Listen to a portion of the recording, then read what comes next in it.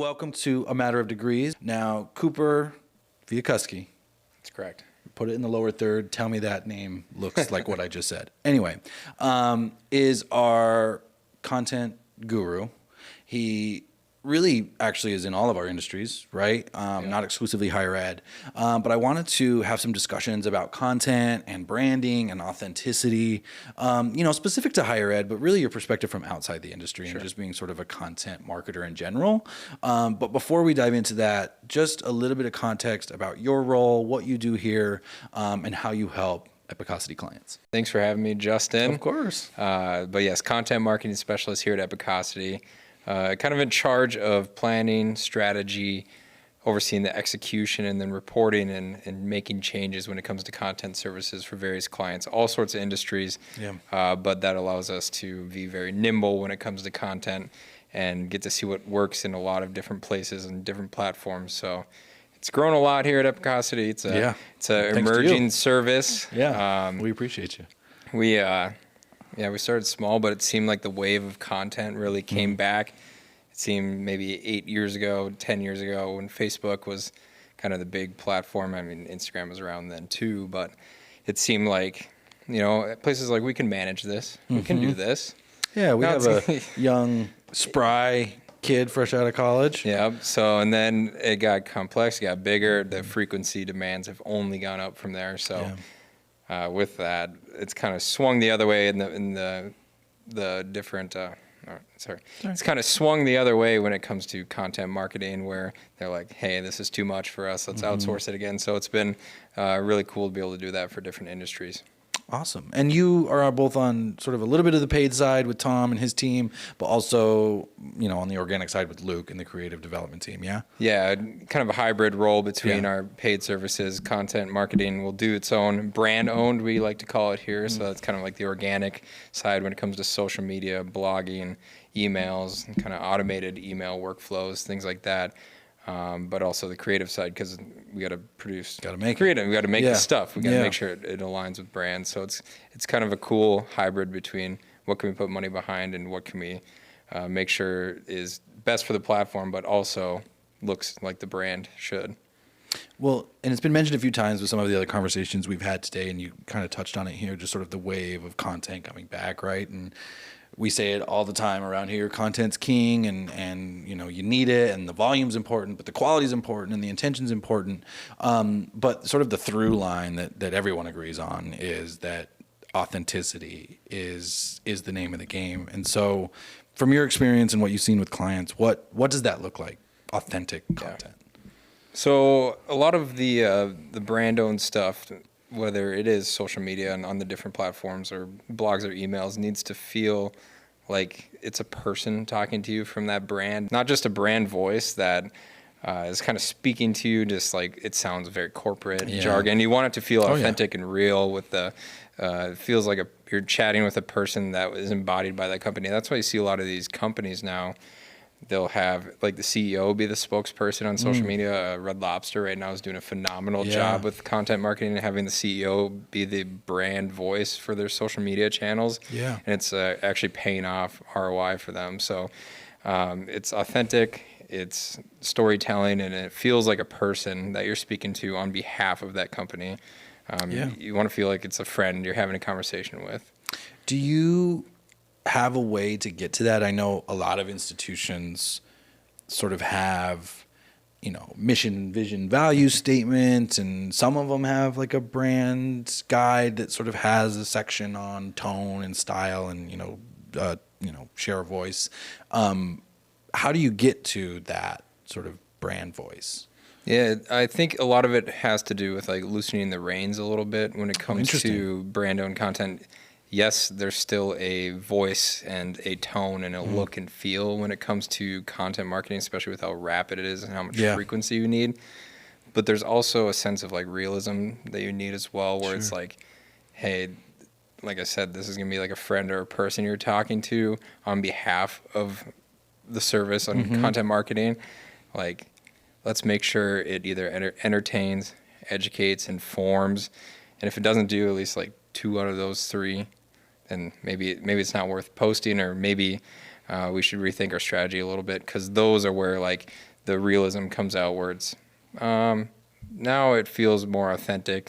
Yeah. It's not so much sell, apply. Yeah. That's where the paid side is very beneficial. But if you have that strong content base in the backside, it really allows for it to be a well-rounded experience for any, in higher ed prospective students, or retention for students at your university, or informing alumni.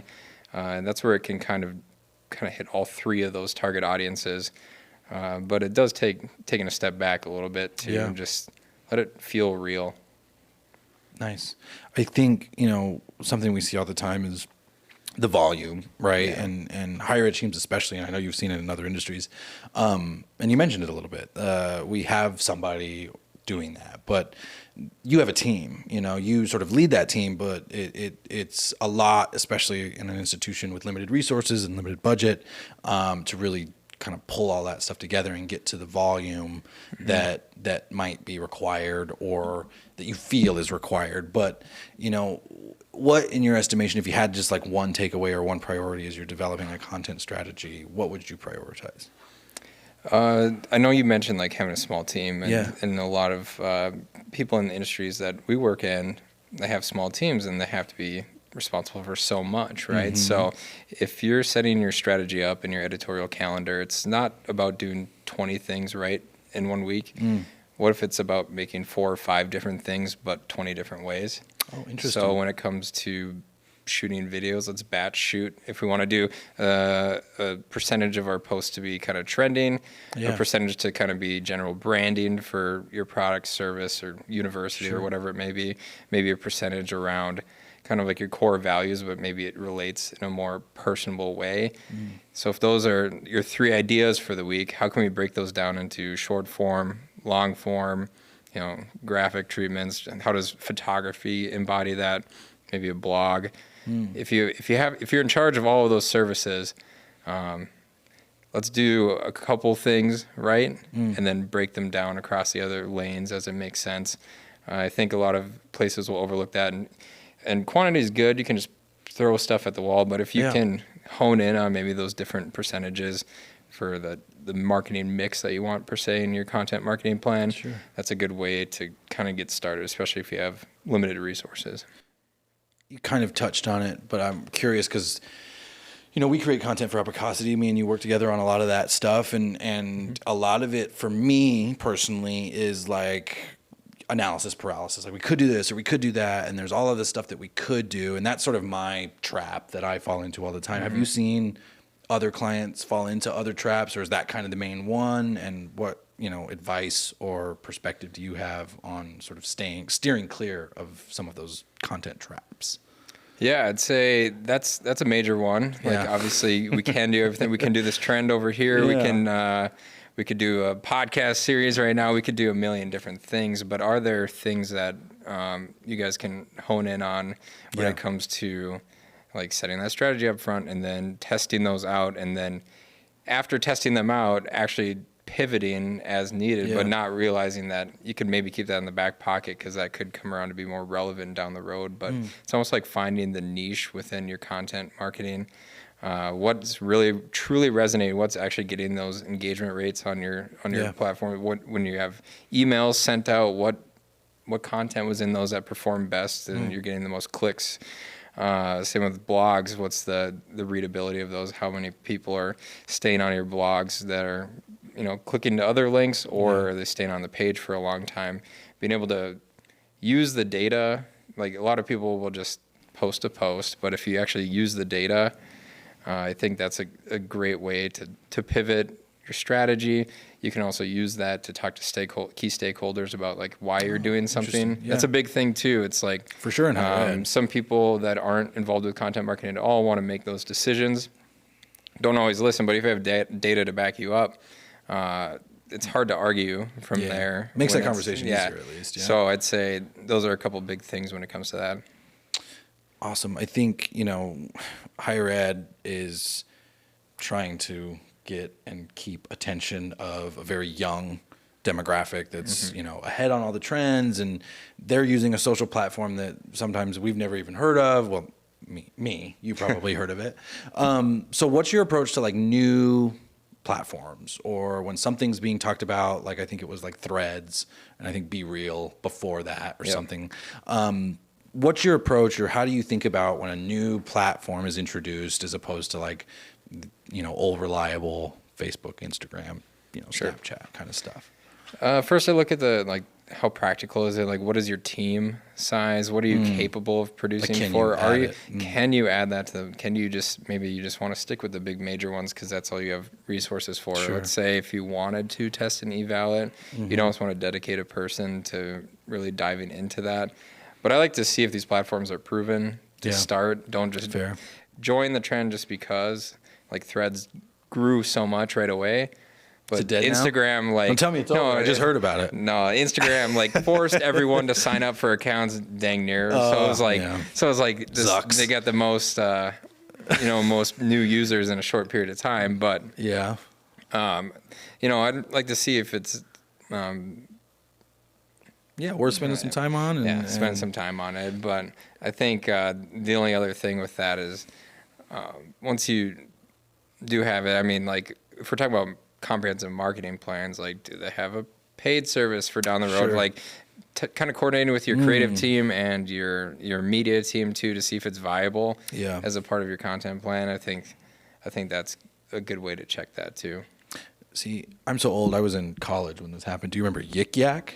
Oh yeah. That was hot for a good, month before they took that down. There's been some newer platforms and just in our lifetime and maybe even your lifetime here at the agency that have now become sort of proven, right? YouTube Shorts and TikTok. How do you approach some of those platforms that have kind of a native language that's going on over there and then adapt it across platforms, or do you approach those platforms specifically? Yeah, so there's a mixture of that. So a lot of it, if you can create authentic content that's original during those batch shoots, which is a real way to be efficient. Yes, some of those batch shoots can contain trends at the time and things like that, but trends are kind of native to platforms. Reels are a little bit different than TikToks. It's gotten a little more long form storytelling, but still has some of those short trending sounds. And then you got YouTube Shorts, which is a different beast entirely as well. So if you can create content for the people that are already engaging with your audience, so just having going back to what I was saying about the conversation with as a brand to that person, what's resonating with them? Can you answer the questions they're asking? Can you entertain them or educate them? Especially based on data from what they're already kind of interacting with. If you can really double down on those, you can create batch content that can go across all platforms if you have a smaller team. Or if you have a big enough team and enough flexibility, creating natively in platform is a good way to do it too. But you just got to watch out for, trending audios on the different platforms. Commercial use is a big thing that can universities use a big trend, and that's kind of up in the air. I mean, some have steered clear into it, and some are we won't touch it. So go back to the commercial stuff. But does that perform as well? I don't know. So there's different things like that when it comes to the short form vertical video platforms. But it'll be interesting to see how brands evolve with it over time. Sure. Well, we're going to play a little bit of a game. We call it distinction or distraction, and it's your job. I'm going to present you with some scenarios, some situations, and expand on it as much as you want. But ultimately, I'll need you to answer, is it a distinction or is it a distraction? All right. Okay? An admissions office wants to do an ASMR series to recruit students. Distraction for that think one. So? Yeah, I think unless if it's so funny that it might trend on its own, just because of because insanity. Yes. But mostly distraction. Mostly distraction. Yes. If it somehow aligns with your mascot or brand or somehow, then maybe. But I think that's a distraction. Okay. A mascot reacts series on TikTok, if you're allowed to use it. That could be a distinction if the mascot is prevalent enough at your university. Some it's a big deal and some it's not so big. So if it's big enough and you can tailor it to maybe some on-campus amenities or kind of tie it back into a larger campaign or something of that nature that feels authentic, I think if you have those two things, then it could be a distinction. Do you have a favorite university mascot? Not your favorite university. I know you're a Yote, but do you have a favorite? I do like I'm a Gopher guy too, Oh, outside yeah. of USD. So I like Charlie the Coyote, but and Goldie. Yeah, he's one, classic. Yeah, He's awesome. classic. Cosmo the Cougar from BYU. Nice. He's mine. Check him out. He's a legend. We'll move on. Next one, last one. Students take over the social accounts, and you're going to love the kicker, with no filter. No filter. Distinction. I think this is something that you'd want to choose students that are kind of content creators and get it. Don't Sure. just like throw it to randos just for, just to Just to stress like out the free- president? yeah. But if you have content creators and Yeah. you don't give them a filter, that's how you get that authentic and real feeling content. Mm. I mean, that's a great segue into how you talk about partnerships with brand ambassadors, Yeah. but also with just influencers in general. Like, give them guidelines. Mm-hmm. Don't give them restrictions and scripts. They're content creators for a reason. If you can find those on campus, then that would be a big distinction. I like it. Speaking of distinction, we talked with the creative team, and the media team already today about kind of the permission and the environment that's needed to do some of those riskier, quote unquote, riskier things within your marketing strategy and within your, creative strategy. And that being culture, right? You sort of have to have an environment that allows some of these things to happen. So, you've really opened our eyes as an agency about thinking about culture and a content creation culture. And, you're always the one asking for pictures at the events and, hey, did we get behind the scenes of that shoot? Right? And now I imagine you're asking for that less and it's just sort of coming to you. So what would you say to a client or, higher education or not, to kind of create sort of a content first documentation culture? I think that's where showcasing like the authenticity gets a little more buy-in at a brand. Yeah. Or not a brand, but a company or university. Like, yeah, brand. If you make it fun enough and authentic and like true to who you are, I mean, that kind of is what happened here at Epicosity. Yeah, where people want to contribute. People right? want to contribute and make it fun. A few clients we have had incentivized like their employees to do that. Oh, interesting. So they're How'd that like, go? they were trying to get them all to follow and interact. So they did. Like, we'll take you out for lunch. Whoever's the top fan, on nice, social media, nice. and who wants to contribute the most. So, like, you reward it almost like an influencer program, but for internal buy-in. Interesting. It's kind of a unique way to do that. I'm sure universities could spin some fun ways to do that, and I'm sure they've already done some things like that. But I think that's how you get that buy-in. And then once it becomes like the well-oiled machine, where it's just like like the content team's gonna be there asking for stuff. Like you said, people are more willing to contribute, to be in these videos or get their photos taken. Come on our podcast. Yeah, come Thanks on our a lot for podcast. that. Do different things like that. But you remove the stigma of the content team's coming to do another trend with me. You make it a little more fun, personable, and then especially if you can put some metrics behind it, where it's like, oh my gosh, the photo of Karen over here did numbers, and nice. And there's fun ways where you can get buy-in like that. I think Cool. Epicosity is a good example of what we've been able to do here and shift that over the last 4 years. Have you noticed that? I mean, you've had some longstanding clients here at Epicosity, when you came on and started working with some of them immediately, and now you've been with them, 4 or 5 years now. Have you noticed that shift on any of the client teams start to happen because of some of the things you've introduced for them? Yeah. Or does that have to come like kind of internally? It's a mixture. So now when we've gone to go to do different client shoots, like they know, like Epicosity's coming, so they're willing to be on that. We have a lot of clients that get buy-in for us. They almost do a little bit of the pre-pro, scheduling people to be like, hey, they're going to come shoot this video with you. Here's kind of the questions they'll ask. They get buy-in from that. Like, it seems like a lot of the clients we work on, we built enough trust, and they're seeing, their people are seeing the stuff go out on social media as well on, us on behalf of them. That gets that buy-in, and people seem to get excited about that. They want to be featured, and it doesn't necessarily just have to be from within, but if you're just producing authentic, cool storytelling, educational, entertaining content, I think that's a good way to do that. So it can lead to a lot of good things, even just, internal buy-in, but also like making it more fun to be at a place. Yeah, Or helping the company culture as a whole. Correct. Yeah, I like it.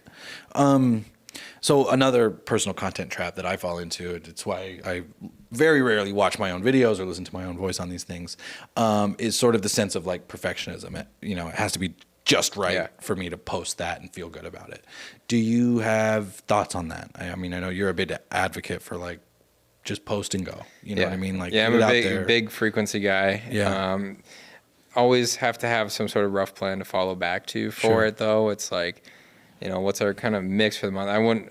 Some clients want us to do more sales centric or things that we know aren't going to perform the best, but it's okay to mix those in, maybe 10% of the time, as opposed to let's just tell them about rates and whatever selling points all the time. What can we do to speak what truly works? Like one bank we do stuff for, they are huge in the community, of course, and like a lot of them are. But we doubled down on that. Just found that it resonated a lot better on a lot of that stuff. We don't even talk about any rates or products that they have. We doubled down on community focus. Been around for a long time.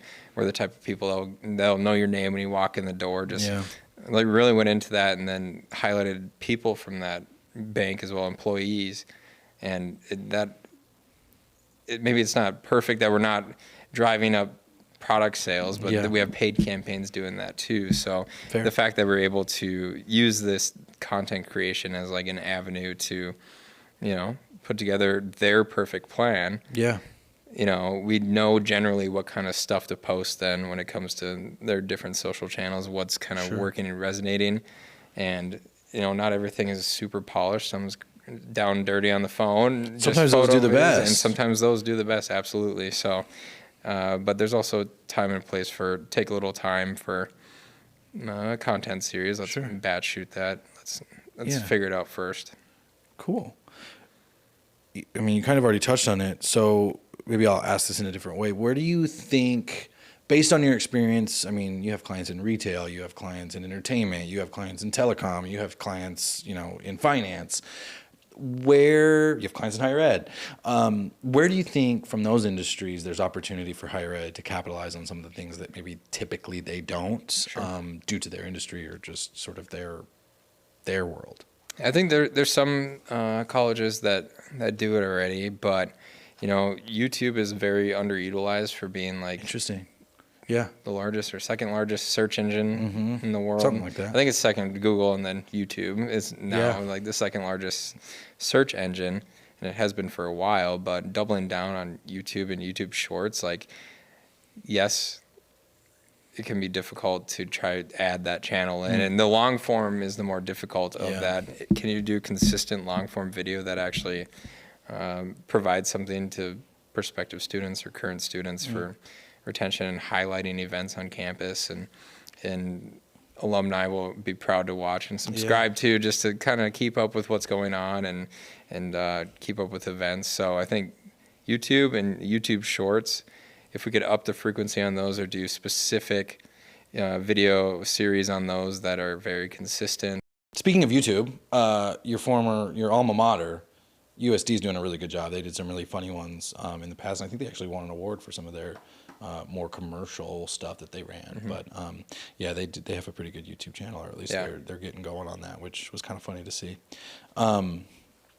So Tom, our media director, he had mentioned sometimes he plays the role of media therapist as opposed to media director. And I'm sure you have your fair share of conversations, both internally and with clients.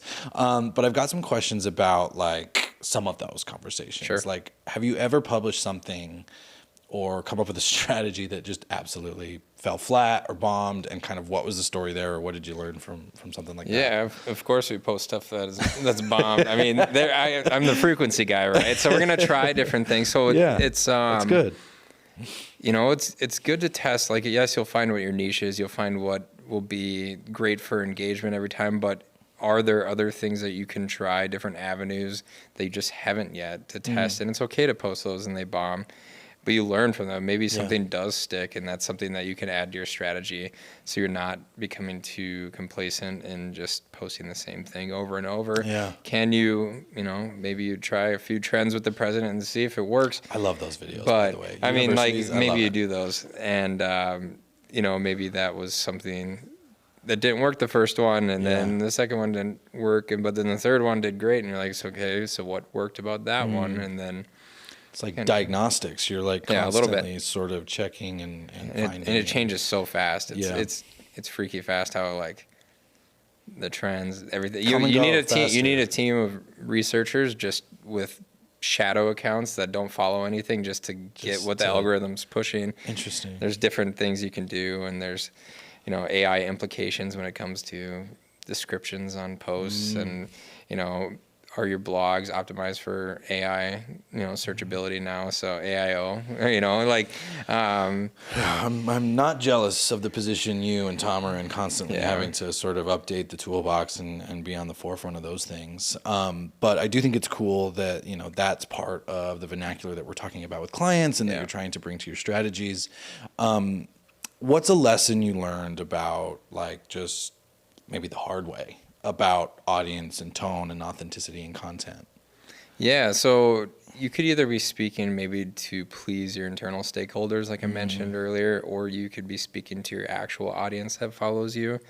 I like And that. there's a big distinction between the two sometimes. We found that what may appease people on your board, or, just your boss or whoever, Yeah. doesn't always mean it's going to be the best for the platform. And that's Sure. where you got to use that data and that diagnostic to really dive into what's working with your audience, what's really resonating with them, and then be authentic to that, and like almost ruthlessly authentic to it. Yeah. You try to be. Yeah. Last section. I'm going to fire some rapid stuff at you. Off the top of your head, give the answer. You can expand on it if you want, but you don't have to. You ready? Yep. Your favorite content creator outside of marketing?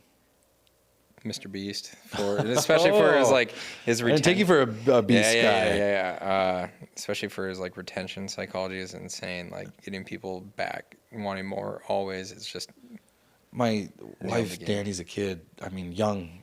I mean, he's like Mr. Beast's #1 fan, and I'm like, dude, how do you know all of this? Like, what's going on? So, all right, I'm with you.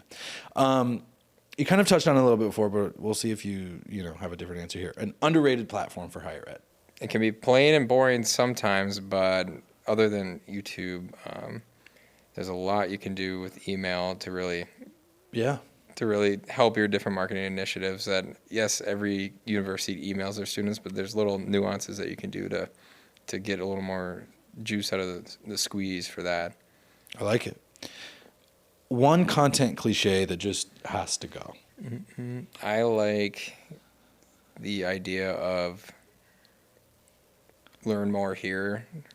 Apply now. Leaving. I mean, I'm at fault for still using it in certain scenarios. Oh, like click here to learn more, like your CTA? Yeah, okay. Yeah, CTAs have changed when it comes to social media and different things. So being better about that'd be a nice cliche gone. I think we got to stop saying smash that like or smash that subscribe or whatever they say on the YouTube. Every YouTube video I watch feels like they say that, but now it's a meme, I guess. Advice to schools about working with student creators. You touched on it a little bit before, but anything there? It's kind of like working with any influencer or brand ambassador. Is work with people that are authentic and already like the product.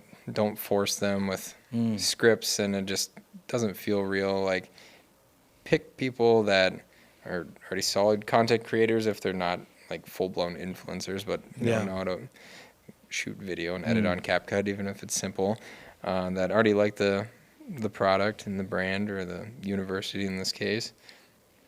Have them not be scripted, give them rough ideas, or just like, hey, I need you to go explain with like 3 of your friends about like make this dorm tour as fun as possible, and just like leave it at that. And then see what you come up with. Don't say like, hey, go shoot picture that you opening the door and then 3 friends, like, let them be authentic and real. I think that's a good way to to grow when it Yeah. comes to using ambassadors and partnerships and things like that. One that wasn't on my list, but I do want to ask you because you mentioned it. Do you have a set of tools, softwares, things that make your job easier when you're strategizing, planning, creating, and what might those be that higher ed teams might get some value from? I'm sure a lot of them already have it, but just have a good scheduling platform that works for social media, but also to maybe send out emails and Sure. work on those automated email workflows. Yeah. There's a ton of things you can do with those, but also where you're hosting your website for blogs. We use HubSpot for a lot of stuff. We use Gain as our... It's a free version. Yep. Gain is our software that we use for they have a scheduling free social version? medias. I'm not sure. It's pretty cheap though, I think. Yeah, I think depends on how many Users and yeah. seats and like every software. Okay. But Yeah. we like the Software. approval workflows on that to Yeah. be able to get client approval and feedback very easily. I know a lot of other tools have that too. And then SEMrush is a big one for blog topics, strategies, also web Yeah, we use that content one a in lot. general. And then I like using CapCut for quick down and dirty videos when it comes to social media. They do have a free version as well to be able to Nice. stitch together videos, but even in platform on Instagram and TikTok now are pretty good about letting you cut and stitch together pretty nice videos without having like a third party professional Adobe video something, editing. something, yeah. Correct. So there's No a lot of offense to different Adobe. tools. Yeah. Video team. There's a lot of different things you can use, but those are some of the core ones we use. So you said something earlier about, if it doesn't do a certain set of things, maybe reconsider, publishing the piece. Yeah, if it doesn't educate or entertain, it's probably not going to be your best content marketing strategy. So Okay. let that lead the way. Be authentic, be true, and then Go forth and publish. do it. Awesome. Well, thank you, Cooper. We appreciate you being on the show. Thanks for having me. Hopefully we get a part 2. We can follow up with you with what's going on with your clients. I'm sure there'll be changes. I'm sure there'll be a new platform, something new we need to be on the lookout for. Absolutely. So thank you again, and we'll see you next time. Sounds good. Thank you. Awesome. Thanks, Coop.